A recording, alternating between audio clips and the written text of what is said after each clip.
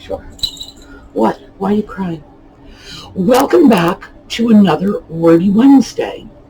And today we're going to pick up where we left off with another 15 hard-to-use words. So, when we come... Yes, all right, I love you. Yes, I do. I love you. When we come back,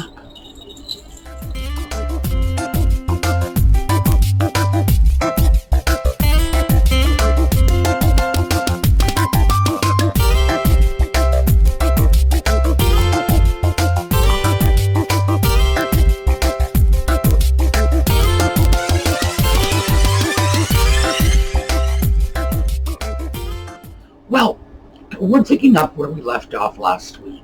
So, let's just get right into it, and let's start with IE versus EG. And I'm going to have them right here. And if you like this format, let me know in the comments, because I've started to experiment with it. I thought it might make it easier if you could look at it while we talk about it. If it does, let me know. If it doesn't, or you find it distracting, again, let me know, and we'll just take it from there. IE and EG have similar but different meanings.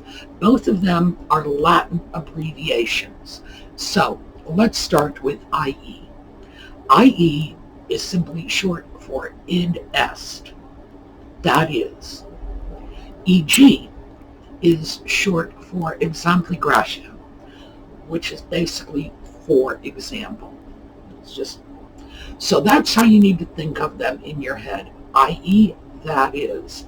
EG, for example. And EG is an easy one because you just take example gratis. In other words, here's a free example of what I'm talking about. So, I went to my favorite store, i.e. Walmart.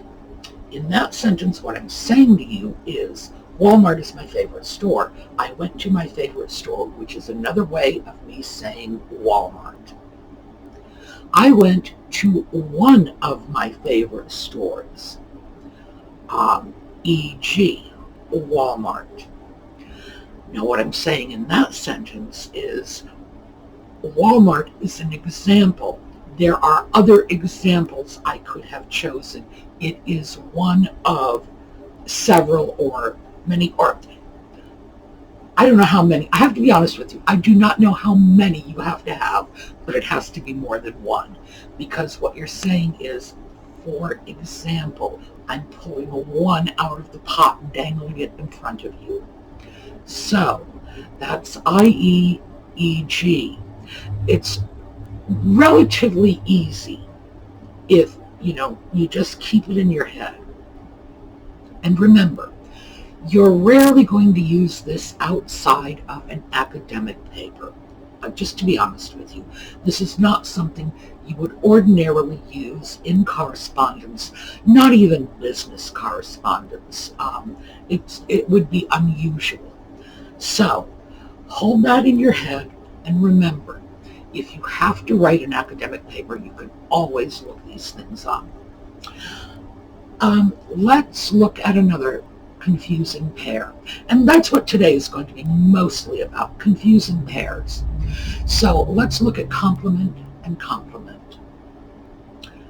Two different words spelled differently, different meanings, but they sound alike. So our first one, which is complement with an E, means to perfect, to enhance, to complete. That lamp really complements the living room. That wine complemented dinner perfectly. Complement with an I, and see, this is easy to remember, because just remember your eyes. It's to praise or to extol the virtue of something. So that's a beautiful dress you're wearing, Mrs. Cleaver. Your eye sees it, your mouth compliments it. Praise. They have a similar sense to them. In other words, the wine enhancing the meal and you praising Mrs. Cleaver's beautiful dress, if you're Eddie Haskell. There's a sympathy in it, and that's one of the reasons it's easy to confuse the two. But again, for me, it's the eye. The eye sees, the mouth compliments. So let's take a look at the next one. This is between and among. This one is very similar to the one we had last week. One another, each other. One another meaning one of many. And that when you say one another, you're talking about a larger group of people, 3 or more, but you say one another, it's 2, it's reciprocal. On the theory that, we love each other, there's a sort of reciprocity and evenness in this that you wouldn't necessarily find in a large group. Distinction without a difference. Between and among is the same way. Between is a separation.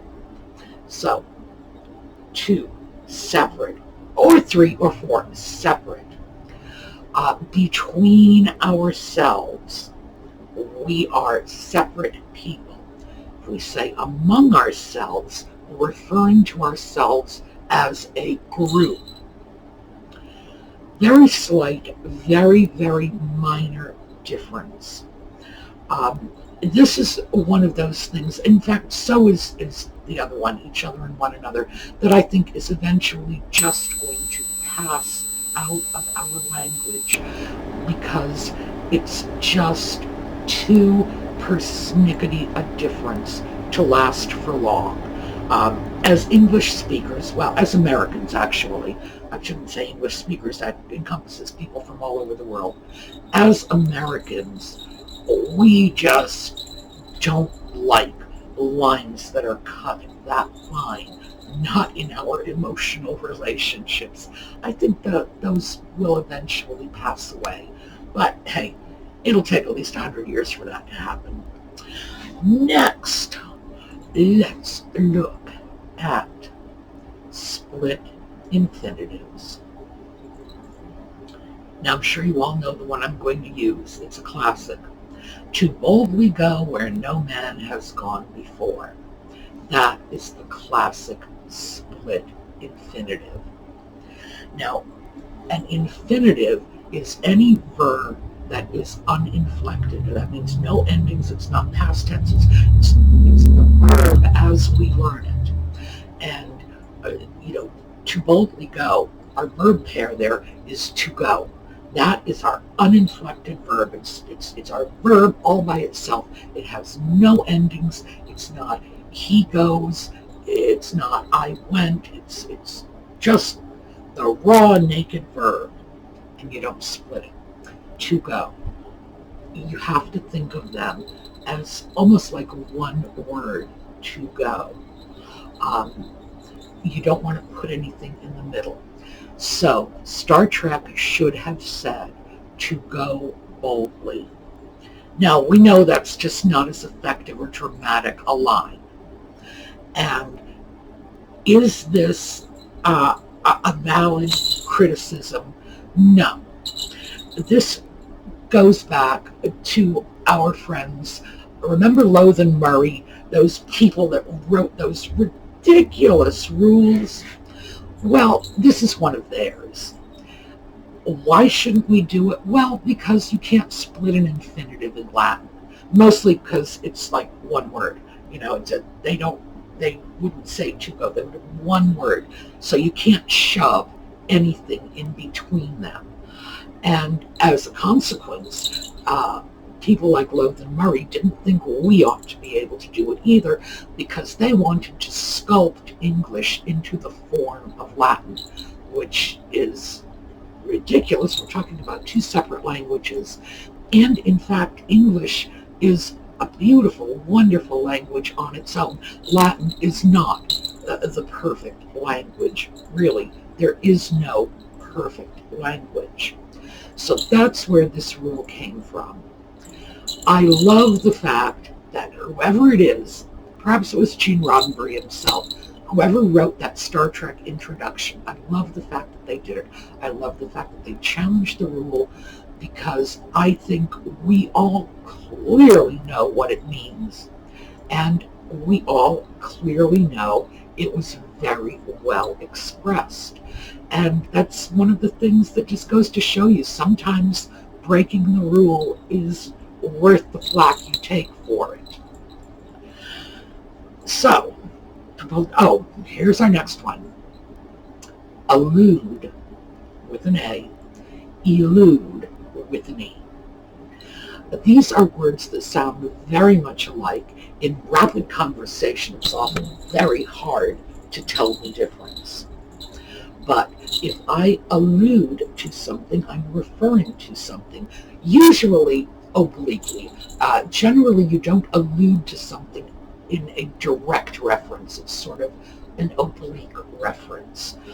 And if I elude, I elude capture, I escape, I've gotten away, I've robbed a bank and eluded the police, haha. And then the police are alluding to me. So, they're very similar sounding words. They are very different words. And it's not even, they don't even come from the same source. These are just different words that coincidentally sound alike. So, you just have to understand the difference.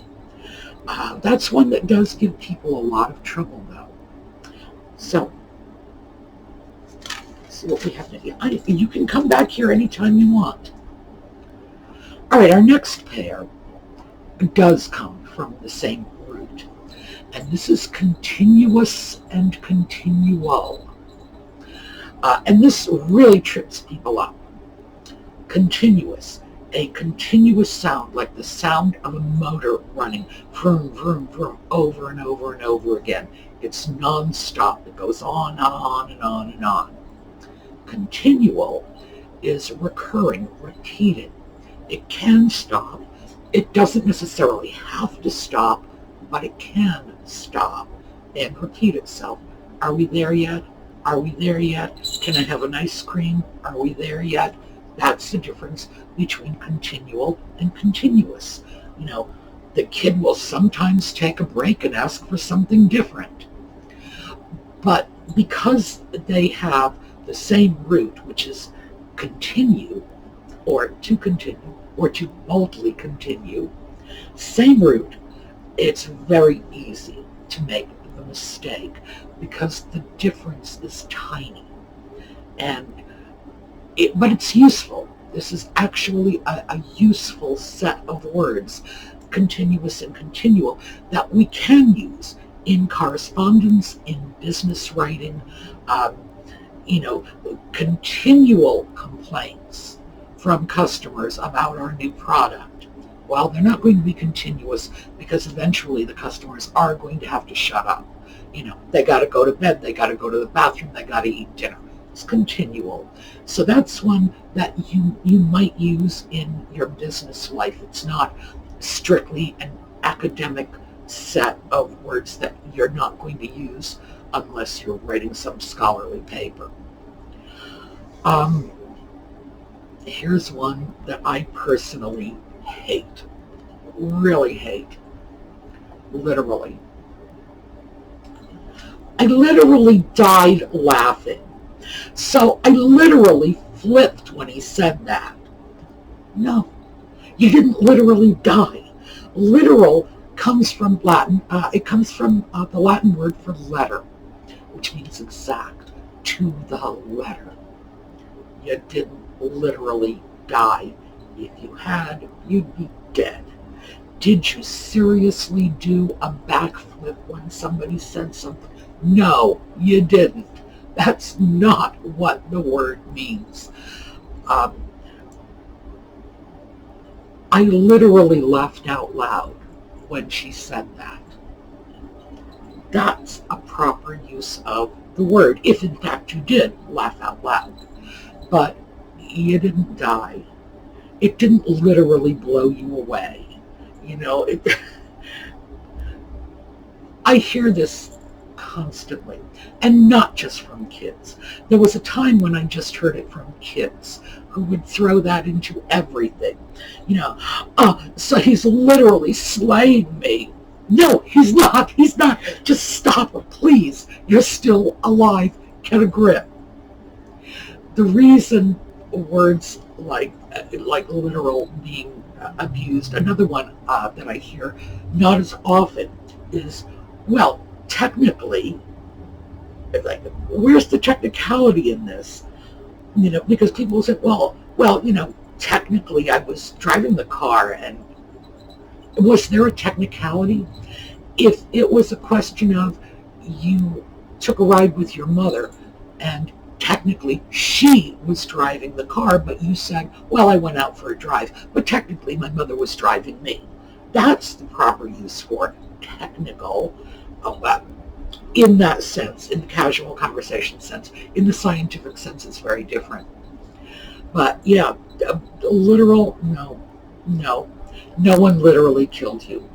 No one literally blew you away. No, you did not literally turn backflips. That's not what the word means. Another one that I hear a lot, it doesn't bother me as much as literally, but I had a professor, and boy did this get on her nerves. Irregardless. There is no such word as irregardless. The word is regardless. Regardless means without concern. So regardless of what anybody else said, I have no concern for what anybody else said. We're not dealing with that. Irregardless is, it's a non-word. If you say irregardless, you are making a mistake. This is not a question of you're breaking a grammatical rule. You're just using a made-up word. So, if irregardless is in your vocabulary, if it's in your kids' vocabulary, tell them to take it out, because that is not a word in the English language. And some people, that professor I was talking about who disliked irregardless, if you said that in her class, you would notice that your A average quickly dropped to a B. People who don't like it don't like it. So if that's something that's in your vocabulary, dump it fast, because people will be annoying, and who wants to take a hit in their GPA simply because they used the wrong word in front of the wrong professor. All right, another pair we've got here. Principle and principle sound exactly the same, different meanings. Principle with an A is the highest, the most important, or the term that I use to keep this straight in my head is the main point. So, the principal ingredient in spaghetti bolognese is pasta. The main ingredient. You can use them in some senses interchangeably. The reason I choose main as the word I want to link up with this is because there is an A in principle, and we've got that wonderful long A in main. So this is the chief, the most important, the highest, principle. The other one, principle, instead of P-A-L, it's P-L-E, principle, is a belief or a rule. My life principle is do unto others. So, do unto others as you would have them do unto you. I've heard people abuse that greatly, do unto others before they have a chance to do unto you. I'm not advocating any weirdness like that. So, those sound exactly alike. They are spelled differently. It's like capital with an A-L and capital with an O-L. Capital with an O-L is like the principal city. And capital with an A-L is like a capital letter. It's a We can keep these straight in our heads. So just keep in mind the 2 principles. Our next one. This is not an easy one for anyone, but I have a really good mnemonic for this. Lie and lay. So,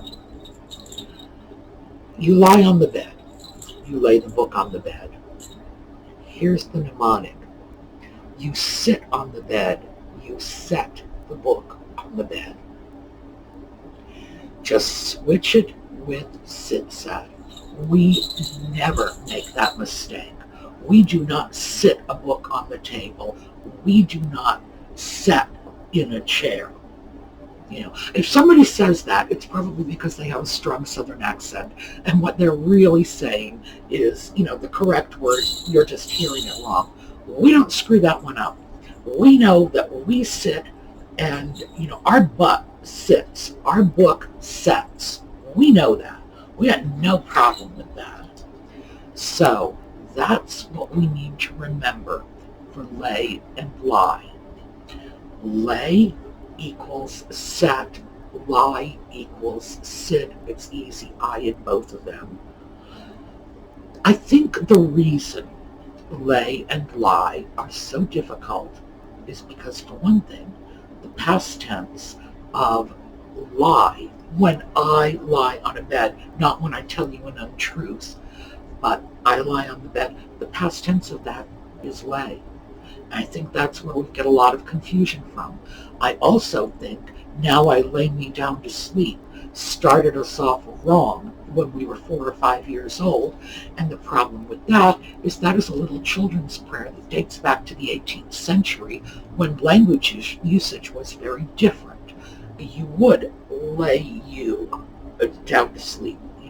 We're talking probably 60 or 70 years after Shakespeare, basically, when that little prayer came out.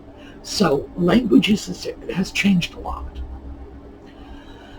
Also, we don't like telling people to go lie down, because lie is a negative word in its most common sense. When we say lie, we ordinarily mean to tell an untruth. We probably use it in that context more than we do with the meaning of to recline. And that's very negative, and I think we have a psychological aversion to the word because of that. But in any case, regardless of what our issue is, remember, lie is to sit as lay is to set, and you'll be absolutely fine. We have, what do we have? Immigrate, emigrate. All right, you immigrate to a country and emigrate from a country. They are basically the same word, they're just going in different directions. So the immigrant is the person who comes into our country. The emigre is the person who has left our country and gone somewhere else. They're same concept, just opposite directions. So if you remember that, it will be easy. Now we're going to do one more, and then I'm going to save these ones, your one, have done, etc. for a time when we're going to talk about British Englishisms that have crept into our country that over here are errors. So the last one, I could care less. Okay. I could care less about a lot of things. I could care less about you, Audie. Boy, could I care less about you, because I care a whole lot about you, and I am nowhere near at sort of the bottom of my pot of caring for this cat. No, I love you. The problem is the expression, is I couldn't care less. It's not possible for me to give less of a hoot about the situation than I do right now. But if you say I could care less, what you are saying in effect is it would be very easy. All right. It would be very easy for me not to care very much about what's going on. I was not expecting that. Audie is high need today. I'm not sure why, but I'm sure you've noticed. All right. So last time, since I went over half an hour, I'm going to try not to do that today.